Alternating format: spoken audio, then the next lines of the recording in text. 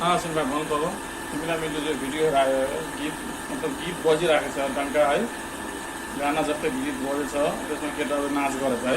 लाठी भाँजिरहेको त्यो चाहिँ कोही गलत हो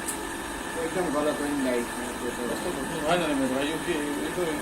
हिन्दूहरूले यस्तो गर्नु चाहिँ टोकेको हो क्या मेरो भाइ राम्रो होइन अब त्यो पहिला पहिला थियो कि त्यस्तो अब खेल्ने चलन चाहिँ अब अहिले जाहिलियत हिन्दूहरूले अरूको चाहिँ हामीले गरिरहेको छौँ क्या अरूले गर्ने नाच तमासा ढोल पिपी यो मुसलमानले त्यस्तो काम गर्नु भन्नु नि हाम्रो त इस्लाममा त वर्जित छ नि है आज जायज बनाइदिएछ नि हरेक वर्ष यस्तो गर्छ कि नि हरेक वर्ष लाठी खेले पनि गाना साना बजाउनु भएन खेल्नु भने खेल्नु न लक्ष्य खेल्नु केही दिक्कत छैन तर यस्तो अब आधेचा लाप्चे गीतमा नाच गरेछ के हो रे भाइ हामी नमाज पढाएको त नमाजपट्टिको ड्रामा यस्तो त गर्छौँ